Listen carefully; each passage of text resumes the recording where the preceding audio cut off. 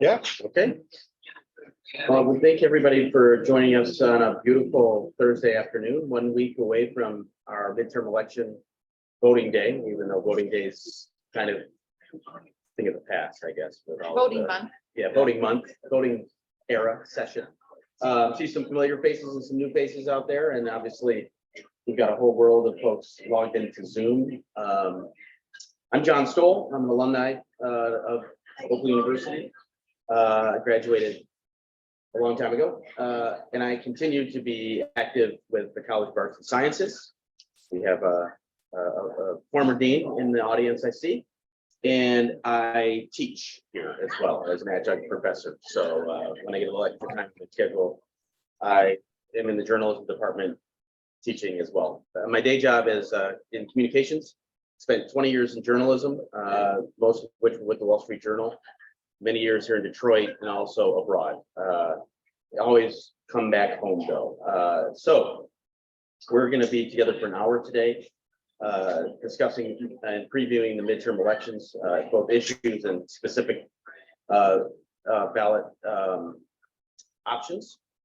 This is part of our office hour series, and which has obviously been created by Dave Dulio. And I want to, first of all, make an introduction to office hours. This is a collaboration between the Oakland University Alumni Association, the Professional and Continuing Education, and Center for Civic Engagement. I want to remind everybody online that you can ask questions. If you have a question in the audience, Aaron, I believe, will be helping us get those questions answered.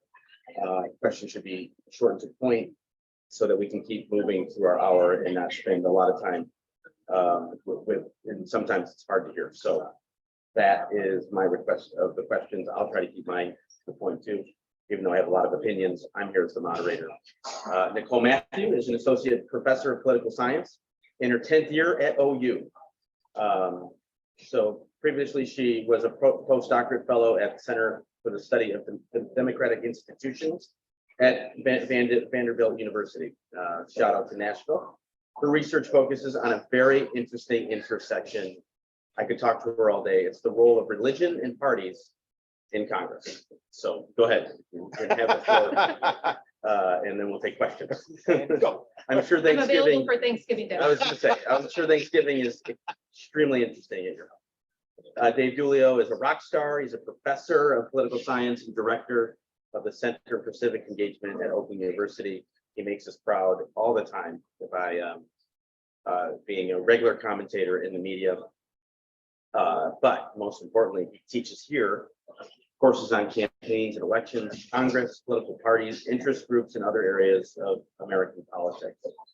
Dulio has published 13 books and written dozens of articles and book chapters on subjects ranging from the role of professional consultants in U.S. elections to campaign finance. Dulio is also a former political science congressional fellow on Capitol Hill. So thanks a lot for doing this. Thanks for letting me be part of it. I look at this as somewhat of my education.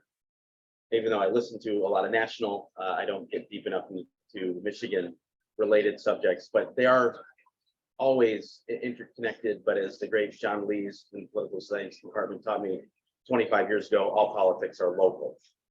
I wonder, and you may disagree with that. No, John Lees and Tip O'Neill always right on that one. Yeah. And before we get into questions, John, thank you from the Center for Civic Engagement, the Department of Political Science, the Alumni Association. Thanks for being here. Yeah. We appreciate you giving us your time to My pleasure. No, my pleasure. I want to ask a question that wasn't on the sheet to start. Awesome. To throw you a curveball, but it's not really a curveball. I just wonder, I think in journalism, we often started with the context and we never got to nuance. So hopefully we get more into nuance today, but I do want to start with the context. And I have my opinion on this, which is sometimes it's going to be different for everybody, whether you're in the throes of raising children, or you have more time to contemplate what's going on in the national scene, or you're actually out in the community. If you're on social media and you're working in a grocery store, you're going to have a different view. But we have had some heated times. And as a student of history, I always chuckle because it's very hard to say America's never been in a worse position or relationships have never been worse. You can say that at a lot of points.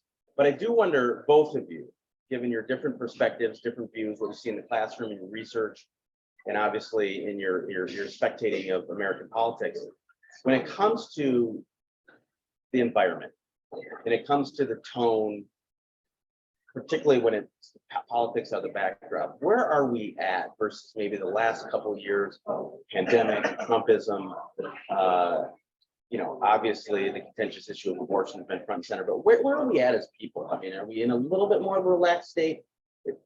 How would you kind of talk about the context against which this election will be taking place? Well, certainly if you look at the news, read your Facebook news feed, it looks like people are highly polarized. I think it is a little bit of a case where there's a silent majority of people that are not posting on Facebook and are not talking about politics all the time, that really have quite centrist views about things.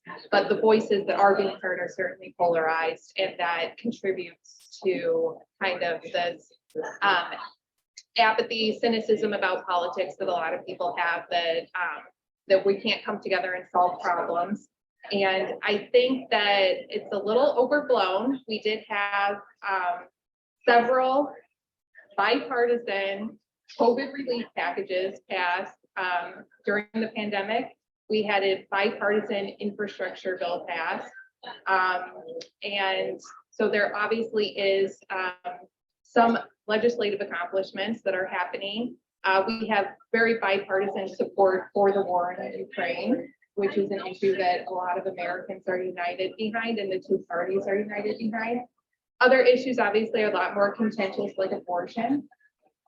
And I think education is becoming a lot more contentious than it has in the past. So it's not as bad as some people say, but it's still, we're still dealing with kind of historically high levels of party polarization.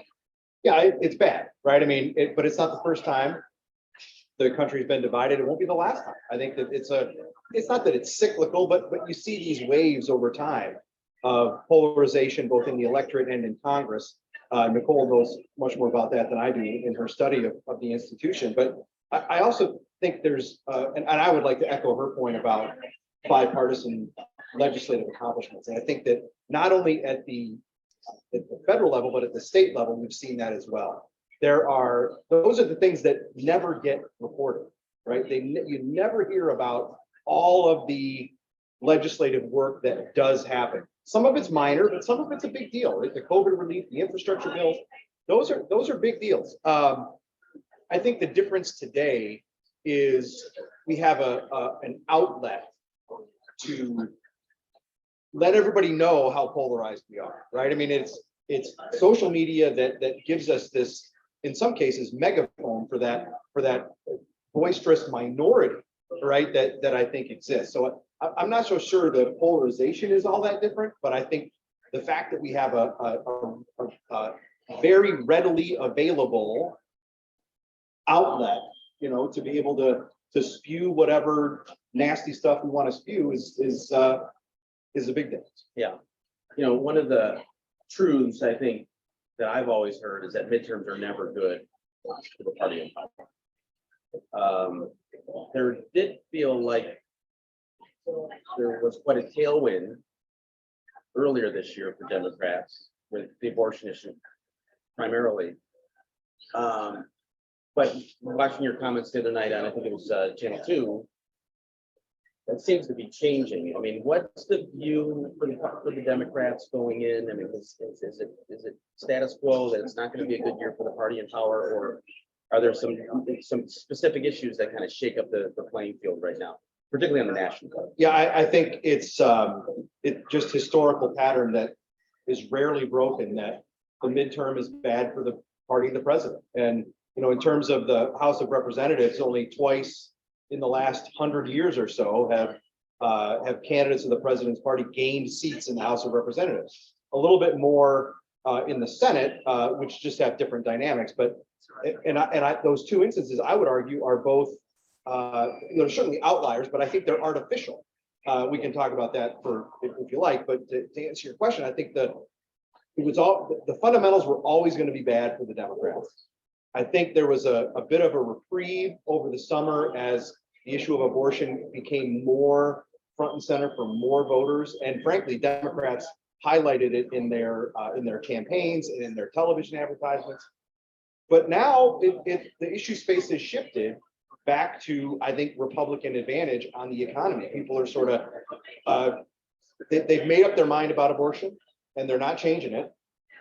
But these newer elements, I think, are starting to be part of the conversation. I think in general, what you said, the president's party tends to do poorly during the midterm, and with Democrats having control of all three chambers, there's some blame there for the handling of the economy that it's very hard to shed or blame the other party for that. One thing that I would say that's changing is that people are voting in a more partisan way. And so these things like the electoral cycle do not matter as much because you don't have as many independents or ticket splitters. I would say that midterms generally favor the Republican Party because they tend to do better at turning people out for midterms. Although the 2018 midterms were historically great for Democrats. So we'll see if that carries over, because once people start voting in a midterm, they're more likely to keep voting in a midterm. So that might be something that favors Democrats. But I would say the most important thing is the number of retirements that happened early on with Democrats deciding not to run for re-election, especially at the congressional level. And that's not something that an abortion decision by the Supreme Court could reverse this summer, because the decision had already been made not to run. And so Democrats are not having the incumbency advantage in as many districts as they could have if they had, had a more positive outlook or more Democrats stayed and fought for their seats. Yeah, I think that's a really good point. And I would add to that those Democrats that retired were acting in a very strategic way early in the cycle, because they know history, right? They know that a presidential midterm is going to be bad for their party if they're the same party the president. I would also say too that because of that usually advantages the outcome, right? Where incumbents retire, maybe they have trouble recruiting some candidates to run in those districts, and the Republicans should be in a position now where they can really dominate, and they're not going to do as well as maybe some models would predict that they should, because they have had trouble recruiting candidates. I think especially in the closest Senate races right now, you look at the candidates that are on the ballot, and you have to wonder, is that the best the Republicans have to offer? And if they could have recruited somebody better, would they be in such a tight race? Yeah, I think both parties made some more strategic decisions. I think for the Democrats, Andy Levin running against Haley Stevenson instead of staying and competing in this, they say it's a newly formed district, but had most of his old district in it. He could have competed in that district. It was slight Republican tilt. He decided to run in a safe Democratic district. That resulted in probably the Republicans going to win that district that he abandoned. Republican Peter Meyer decided to run in a district that was even more liberal, because in an election environment like this, maybe Republicans could actually win that district. He ended up not winning the primary by a very small margin. And so that's kind of an opportunity that the Republicans didn't seize to get a candidate in that district that's more likely to win. Let's stay on that redistricting for just a minute, because this is really the first election post redistricting actions here in Michigan. seems to be, if you're really paying attention, an important variable in this election from the tip of the state, the lower, at least the lower part of the state, to where we're at right here. It matters. And what are we going to learn? What are we looking for? How does this affect the outcome? So I think the biggest thing is that the state house and the state senate are in play for Democrats, which without this redistricting, I don't think would be the case at all. And I'm a cord cutter, so I don't watch that much TV, but I did turn on my digital antenna and watch Jeopardy the other day. And I was just shocked by the number of ads for state legislative candidates. So this is one of the most competitive state legislatures in the country. You're seeing a lot of money pouring in. There are several competitive races in this metro area for state house and state senate, and it's definitely something that is the result of the redistricting that's giving Democrats a possible into taking control of the state legislature, which would be a big deal, especially if the Democratic governor gets reelected. I think your question is reminded me of one thing about redistricting that I think it's overlooked very often, and that is the importance of it is undeniable, right? Because it sets the most basic rules of the game. It sets the geographic areas in which candidates are going to run, and in which groups of individuals are put together as potential constituents for those candidates. Again, I think that's on the money about the state house and state senate. And I mean, it's going to come down to, I think, maybe two state senate on the state senate side, two state senate districts in Macomb County that are neck and neck.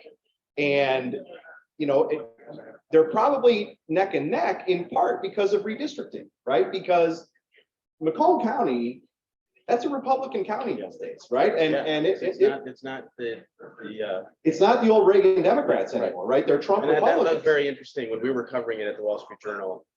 The mischaracterization of what Macomb County is. I live on the cusp on northern Macomb County, and I don't think any of journalists have ever been. Right. Because it's like, you know, McMansion Central. Right. And, you know, but some of those, and I'd have to go back and look, my hunch is that the two state senate districts that are really competitive, that you see all those ads for, I mean, it's hundreds of thousands of dollars just pouring in all the time. I would bet that they're part in Macomb and part in Wayne County. That's how those got to be competitive. That would be my hunch. Where does all that money come from? Outside groups. Yeah. I mean, it's just all over the country, right? People are pumping money into these. Seeing Macomb, but that your last point about it all over the country. Yeah. Is really important, that this seemingly local election is influenced by somebody in Texas or California. It can be for sure, right? We have to go look at the campaign finance disclosures, but my suspicion is that money's coming in from all over the country, and it's because the control of the state senate could hinge on the outcome of those two races, and that person in Texas wants one side or the other to be in control. Yeah. Talk about something. Oh, go ahead. I'm just going to say very few other state legislative races across the country are in play. It's very strange to have such close races and control of the chamber be in play. And that's why you're seeing money come in. Money's a lot more strategic these days. It's focused on elections where there's, you know, something's at stake, and there's a lot at stake in Michigan. And I like your point that redistricting plays a big role in Michigan's at play situation right now. So it's not without consequence that this happened.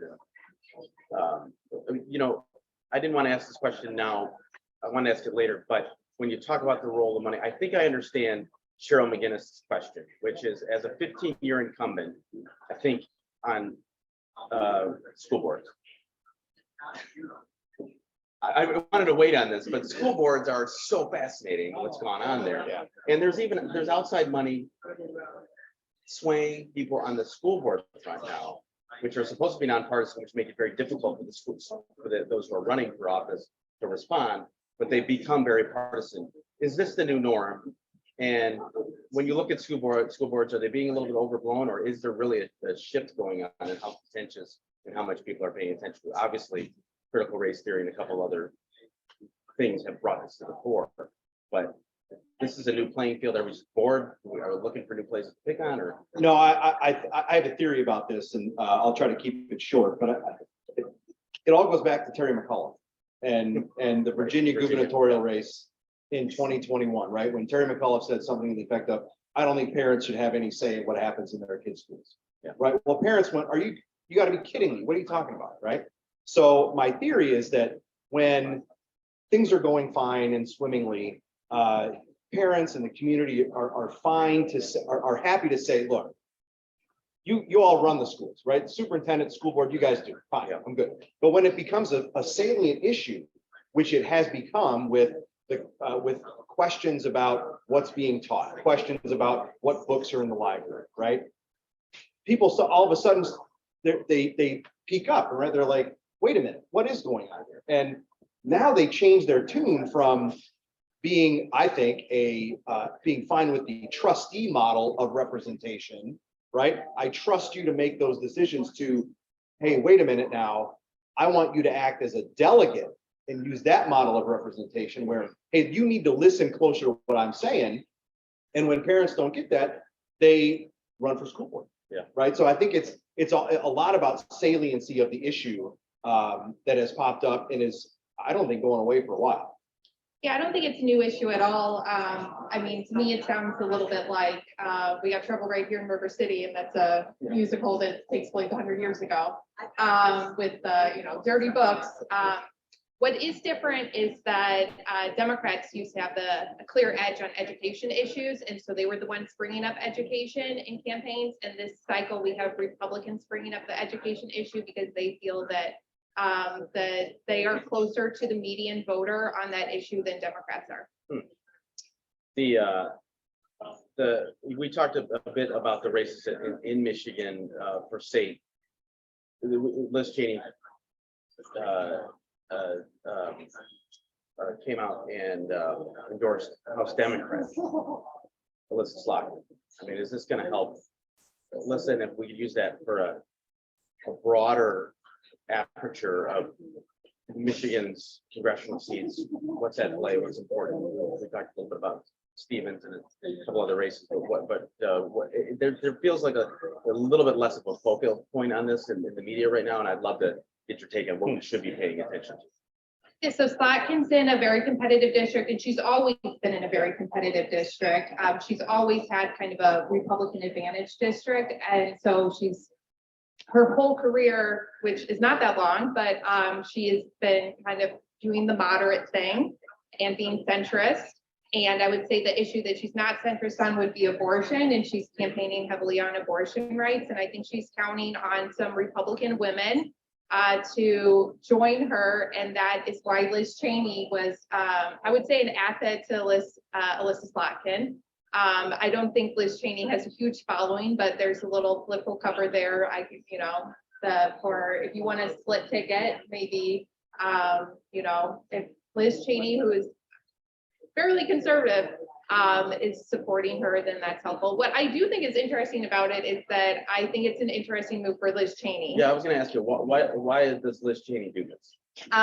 So I think that it might, if her intention is running for as the anti-Trump candidate in the Republican nomination for president in 2024, I don't know if it's a good move to go around endorsing people from the other party. But if you plan to run as an independent, perhaps, if you want to be picked by a Democratic candidate for a cabinet position or something like that, I think it's a good move.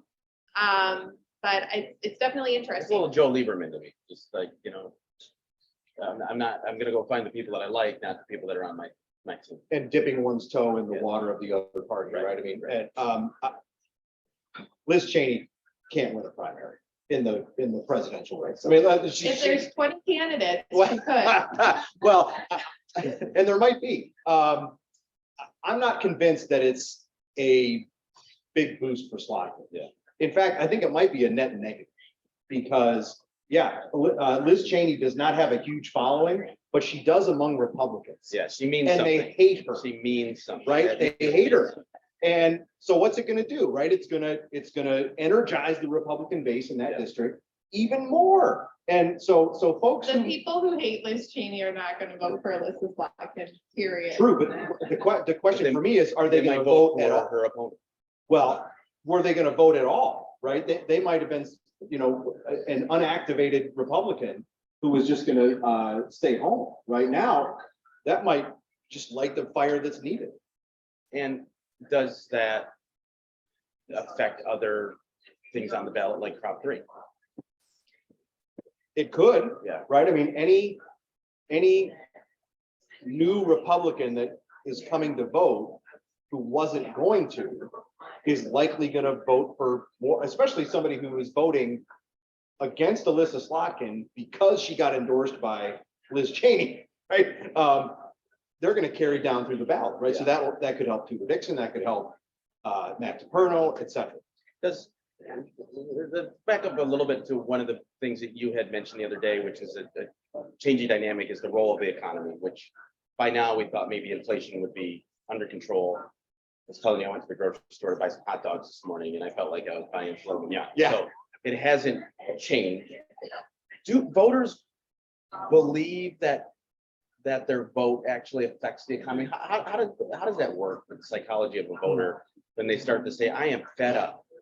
Whether it's gas prices or something else, how does that connection come into play when you're actually, I can see it on a presidential level, but in a midterm, how practically would people see this, how they cast the vote actually impact?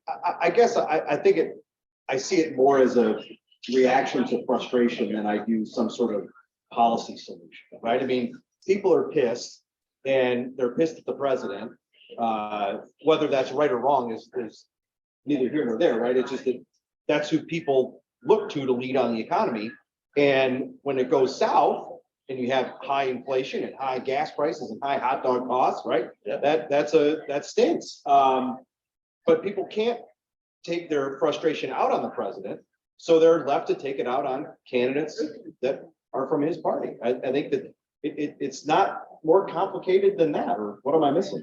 I think that inflation tends to hurt Democrats more because Democrats are associated with spending government money, and that is inflationary. Tax cuts are also inflationary, but Republicans get a little more of a pass on the inflation question. I think had Build Back Better passed, I think this blame would be worse on Democrats because that was a huge spending program and they really cut it back for the Inflation Reduction Act. But I think it's very hard for the Democrats to argue that, yeah, inflation has been bad and we're the party to fix it. I think the better argument is inflation has been bad and we're the party to make it less bad for Americans who are low on the income scale. That's the argument that they're offering. I don't know if Republicans actually have a plan to reduce inflation, but they don't have a plan to have a bunch of new government spending. Spending and interest rates and things like that, obviously the Fed's front and center on what they're doing. I don't know how many day-to-day voters, including myself, really understand the relationship there of high interest rates versus inflation. But I do understand that the Fed has been politicized pretty heavily, like it or not. It's just the way it goes. And I wonder if we start to see that, well, at least we'll get different policies if we have a different party in. Well, will we? Right? I mean, I don't know. I think what's the result if Republicans take back the House and Senate, which they're going to take the House, so we just leave it at that, right? There's no legislation coming out of Congress. Right. If they get both chambers, there might be legislation coming out of Congress, but is President Biden going to sign it? So I think it's, I'm not sure we'll get different policies, right? I think maybe and I'm one who believes that and I think economists would agree, that the president gets too much credit for a good economy and too much blame for a bad economy, right? Right. But at the same time, we saw it right when President Biden came into office, right? Investors and the market and whatever that means, but that's just sort of how I think about it, right? They made some assumptions about what a Biden administration was going to mean for them. Right. And that we started to see shifts, right? So maybe if Republicans are in charge of Congress, those same folks think the environment's going to be better for them. And that Because shifts the things. conditioned investors. Right, Number. right. Well, this is my hot take is that I think if Republicans control at least one chamber of Congress, it'll be better for Biden. Because he will have a foil to fight against. Yeah, right. it gets Right you an now, enemy, who's he sure. fighting against? Joe Supreme Manchin, a Court, member right. of his own party. Right. You know, so That's- I think it will set Democrats up better for the following presidential election. If Republicans have some share of the blame for what's going to happen, and policy wise, I think what you'll see is a big battle over budget priorities because they have to pass a budget every year. But you're not going to see a lot of legislation. I'm hoping that maybe we'll have a change in daylight savings time, possibly. That's a reason enough to vote, right? There could be your bipartisan success, right? And it make everybody The really. Senate did it. The Senate did their part. The House didn't do anything. Okay, so at the risk of dominating the rest of the time, but by the way, if you have questions, feel free to just raise Shout your 'em out, hand. Yeah. And online as well.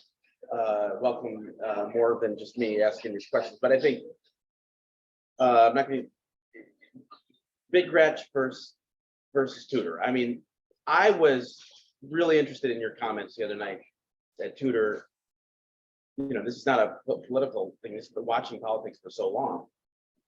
It has a fighting chance here. I mean, how's this? I think she does, yeah. I mean, I don't know what Nicole thinks about I see polls that have got it, Gretchen Whitmer up 9 to tied, right? I mean, so I'm assuming it's somewhere in there. Does Tudor have a shot? I'm not staying up election night. I don't. Not for that. Possibly, I think the Democrats definitely have an advantage in all these statewide races because Republicans chose candidates that were not the ideal candidates for a swing state. And I think if they had had a different field of candidates, that we would be talking about this race being neck and neck. And we're talking about it possibly being neck to neck. And that's a big difference. Yeah, I would co-sign, right, with that, absolutely. And is Prop 3, which is obviously the abortion proposition, is this at all playing a factor in support for Gretchen Whitmer, additional catalyzing people, even if they didn't like her, they want to vote in a certain direction on this, or to the opposite, to Tudor Dixon's advantage? I mean, what role could this prop play on election day? I think it's definitely going to drive turnout higher than it would be if that was not on the ballot. The question is, how is it going to drive turnout? I think that initially it seemed like a good issue for Democrats, but the opponents of Proposition 3, which by the way is related to the abortion, putting abortion rights into the Michigan Constitution. Versus the 1930 year. Right, it would overturn the current 1931 law that is not being enforced because the court has had an injunction. So if voters decide to pass Prop 3, the court case will be moot because the law will not be in effect anymore. And if voters decide not to pass Prop 3, then it's going to end up in the courts for sure. So in the beginning, this seemed to be a good issue for Democrats. Democrats, and I think that you can tell because of the Republican messaging on it is not abortion stops a beating heart. The messaging is it's too extreme, it's confusing. So they're already kind of conceding that this is kind of an issue that they're not in the majority on. But can they defeat it because it's confusing? Yes, they can, because it is confusing. Right. It is confusing what's going to happen if it fails, because we don't know how the court is going to act. Okay, so that feeds into the confusion. It's confusing because it's a very complicated area of law. It uses big terms like compelling state interest that is, a very confusing question in my PS 1100 midterm, So I don't think voters are going to look at this and be like, wow, this is super straightforward. I know how to vote on this. And so this idea that it is confusing, I think that is like kind of gaining some steam. So I think it's gonna be very interesting to see if it passes. I think it's probably a little more likely to pass than not pass. I think that's probably correct. But what's interesting is as the governor's race has tightened, the polling on Prop 3 is tightened too, right? And I think In that the same direction? yes, it had what, 60-some%, 65% support? Indicating stronger support for Tudor Dixon, stronger support against. Correct. The tightening has gone in the same direction, correct. And I think it's because the messaging has been really effective, right? Where They are not saying anything. No to about whether abortion. there should- It's just that this is too extreme. this and is too confused, complicated. yeah, right. So I think that was really a smart, it might have been their only choice strategically, but I think it was a really smart one because it works, right? And I think that we've seen that. I also think too that the pro-life side is not just sitting idly by. I think that they are very much energized by this as well, right? The pro-life side here in Michigan and across the country has been fighting to overturn Roe v. Wade for 50 years. And if they allow Prop 3 to pass or Prop 3 passes, that all goes for naught in Michigan, right? So I think they are really going to push turnout on that side as well. I think one thing though is that I think abortion used to be a very good issue for Republicans because they were kind of, abortion was probably more widespread and more widely available than the average American wanted. But now with the Supreme Court decision, now it's less widespread and less widely available than the average person wanted. So it's now become a better issue for Democrats. But I still think this proposition, it's very iffy if it's going to pass. I think it's probably slightly more likely than not. Pass or fail. Just want to ask one follow-up question on that. Yeah. Why did they have it as a proposition instead of ask the state legislature to pass a new law? So the question is why make it a Prop 3 instead of having the state legislature pass it as a new law? Because the legislature is currently controlled by Republicans, so it's very unlikely that they're going to pass an abortion rights bill right now. But I do think that if the Proposition 3 fails, you might see some legislative action on it, whether or not Republicans or Democrats are in control, because I think there are some changes that people would like to make to this 1930 law. And I think that's an interesting question because I think you heard some folks talk about early on in this process that maybe the legislature should pass a sort of a compromise bill, right? That would get passed and then put to the governor's desk, force her to make a choice. And rather than rely on this ballot proposition, obviously didn't happen, but it wouldn't, nothing is stopping the legislature from doing that. They just are, they want the issue just like the Democrats do, right? And this isn't the end of it. I mean, regardless of how it goes, yes or no, is this an issue that, given the status of Roe, is this an issue that's going to continue to be in play 2024 and beyond? Yes. Yeah, I mean, abortion's always So no matter how the vote a goes, rhetorical, yeah, for sure. And I think it's not maybe more, it's not so much an electoral issue, Yeah. but a court issue, right? No matter if it passes or it fails, Right. the courts are going to have a lot to say about it. Right. And I was more talking about this as a ballot issue in Michigan.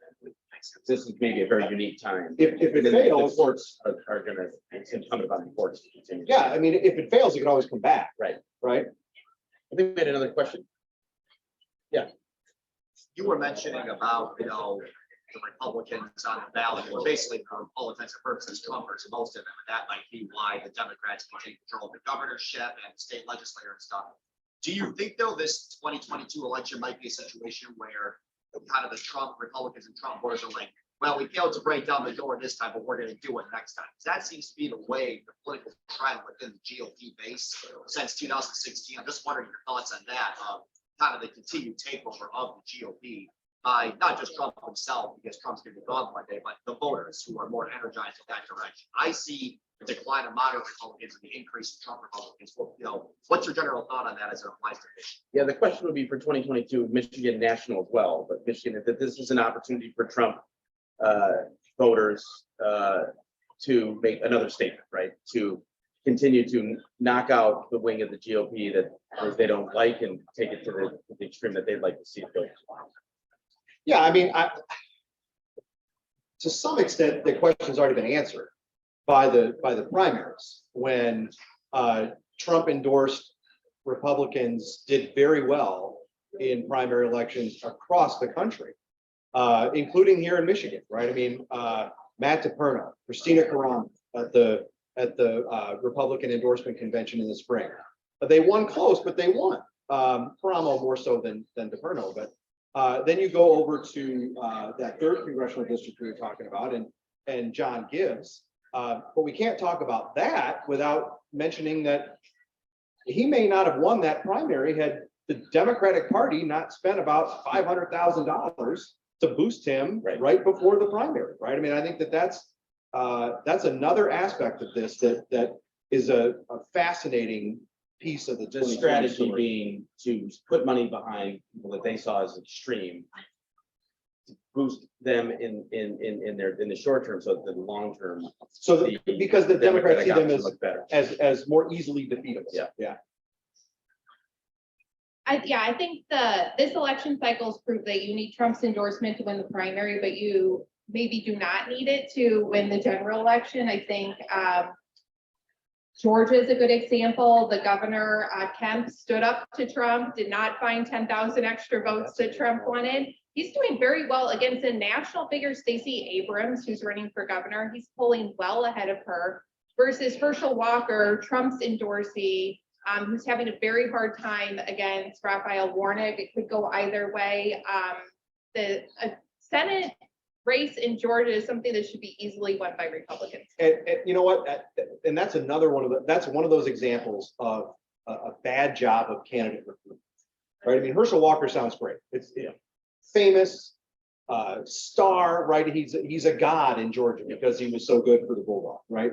But the fact that Kemp is far outpacing his rival and Walker is not. I mean, it takes you back to 2020 when, frankly, Trump's rhetoric after the November election cost Republicans both of those seats in that Georgia runoff. And that's another thing, right? We're likely to have another month of this in Georgia when the control of the Senate could swing on that one race, that one runoff in Georgia. And how likely is it that is such a key part of the narrative in 2022 about votes counted? I mean, it almost feels like it's fair game all over the place, that elections could be stolen and what have you. I mean, is this an issue that's diffused somewhat, or is it as hot as ever, the legitimacy of what's taking place at polling center? I think it's as hot as ever, and I think it is.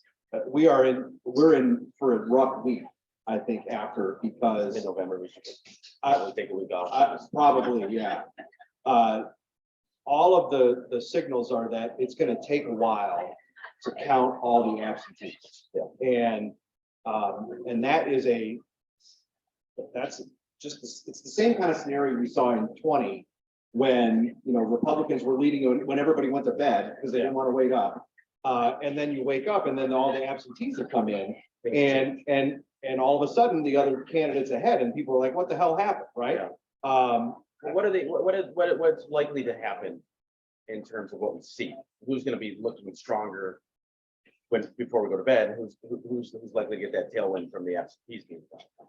If the Democrats are winning when we go to bed, then in Michigan, then I think they're going to be winning, because I think the last votes that are going to be counted are going to be from Detroit. Okay. And that's going to be heavily Democratic. So I think if Democrats are behind, I think it's still, could be a different result in the morning when you wake up. But if Democrats are ahead, if Alyssa Slotkin wins, I think that'll be a good signal that Democrats are doing well.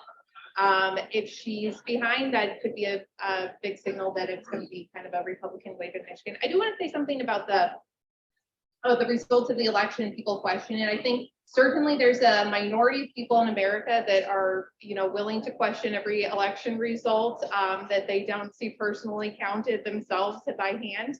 And I think that group is very galvanized and outspoken, but I do not think that there's as much appetite from the American people in general as there was in 2000. So remember in 2020. So 2000 had its own. It did, yeah, right. Yeah. Dude, In 2020, you had all these states changing rules to accommodate voting during the COVID pandemic, and things like extending deadlines for ballots to get in. adding additional boxes, having this early voting by car. These are things that a lot of Americans were like, I don't know if that's a good idea. I don't know if that's, how our state should run the election. And this year, elections are running in a very normal way. They're not using different COVID restrictions. So I don't think there's going to be as much, and Well, not as much especially vulnerability. if Republicans do well, I don't Yeah. think you're going to see people questioning the true. results of the election. Well, and I wonder, have states reverted back to pre-COVID sort of rules and administration? Is that your sense? Well, Michigan is a weird case because we changed our constitution Right. to allow no reason absentee ballot voting. 2020 was the first year of that. So, actually 2018. No, it passed No, in 18. It passed in 18. So 2020 was the first year of that. So we're now in the second election cycle where we're operating under new rules. But in a lot of other states, they're reverting to the previous rules unless they have changed them in the interim. Some things in Michigan did change though, right? And the, sort of a late shift, the legislature passed and the governor signed a new law that allows local clerks to count absentee ballots before election day. And what's interesting is many of them, some of them, and I couldn't list a number, but some of them are not They're not doing gonna do it, right? Which is just strange to me. You can't count them before election day. You can pre-process You them can before open election them. day. You You can can- open them, you can verify the signatures, which obviously is going to speed the Yep.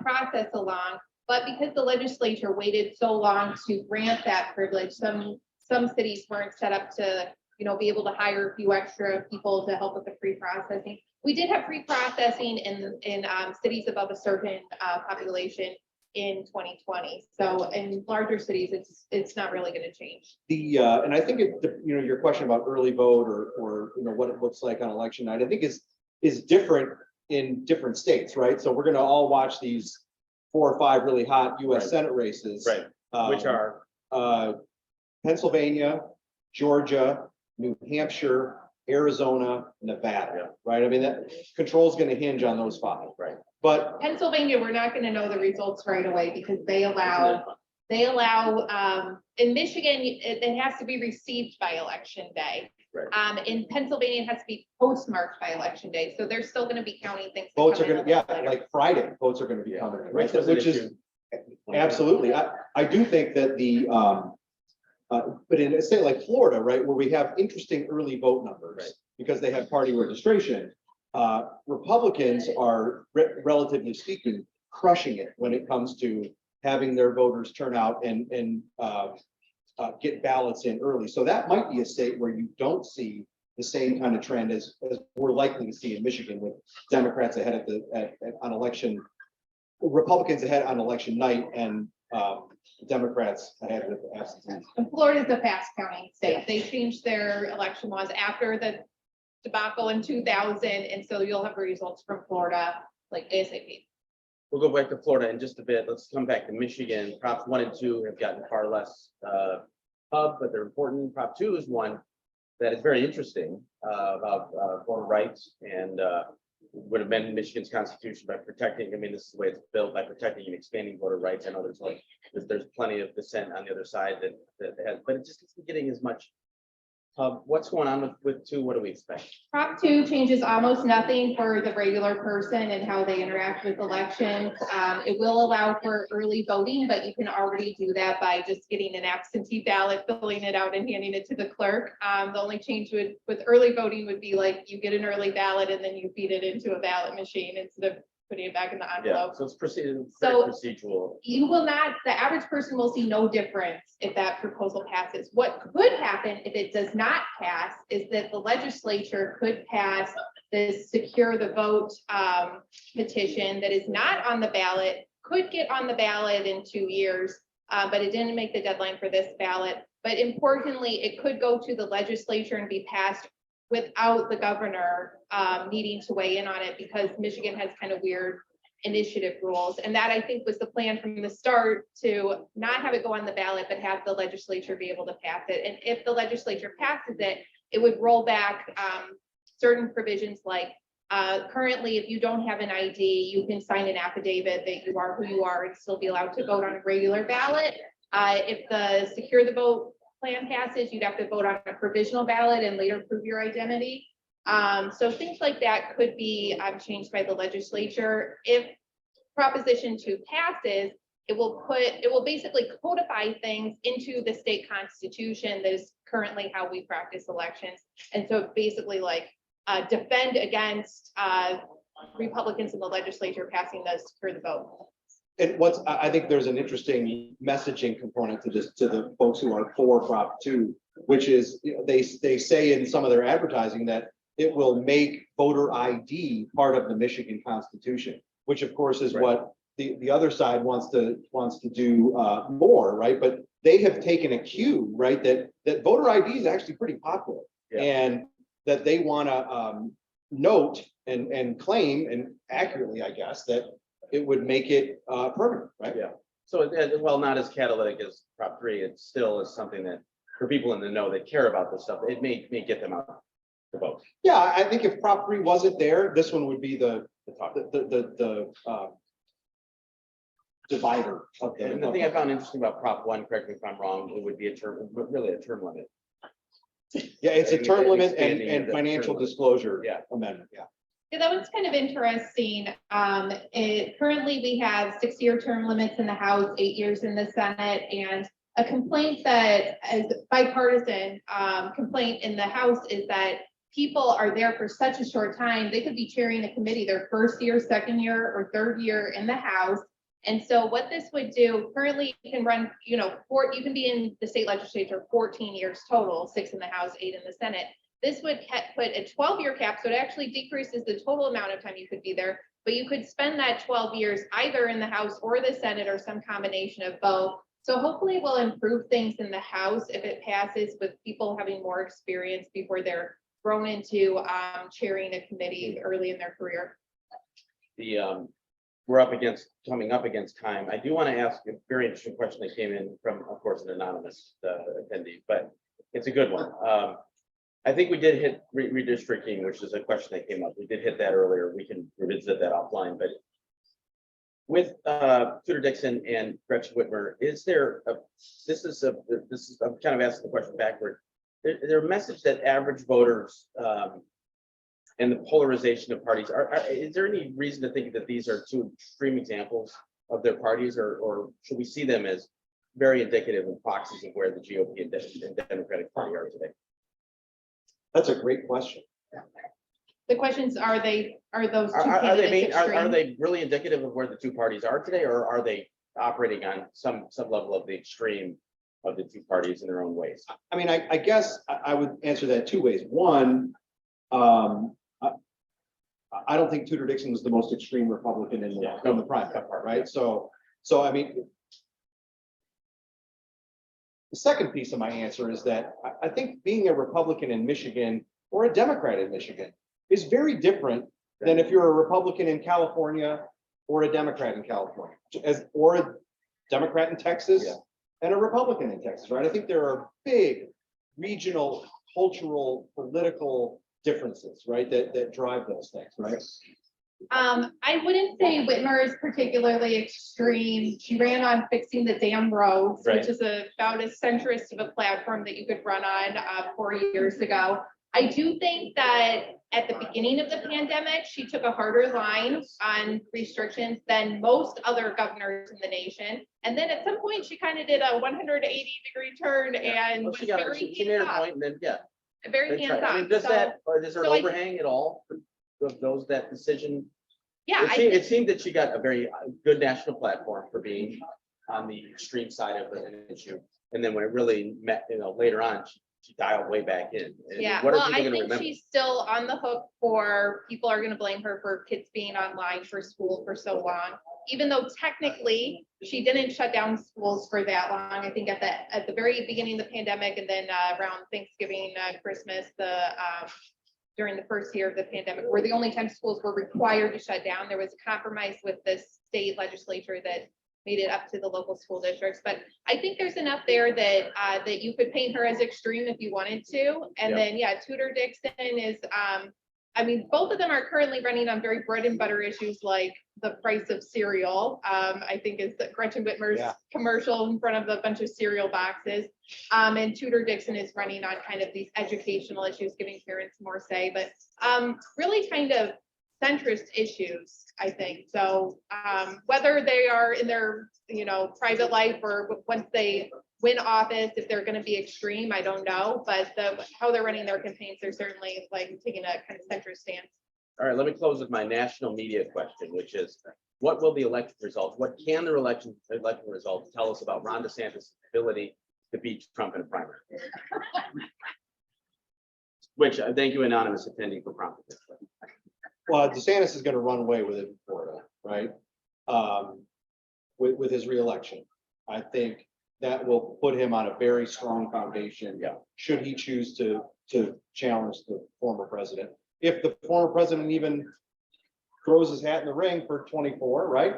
That's not a done deal. I mean, I guess he would, but Maybe we'll be watching the results on next week to find out. I mean, the rational person in me says he will look at how his endorsed candidates do. To the point that Professor Mathews made Absolutely. earlier, that this may be an opportunity for people who weren't endorsed to do well. But to you know send a what? message that you don't need that endorsement. Very true, but I don't think that's the rational person, right? I mean, Right, that's the three. so, but he's not gonna look at that, right? Right.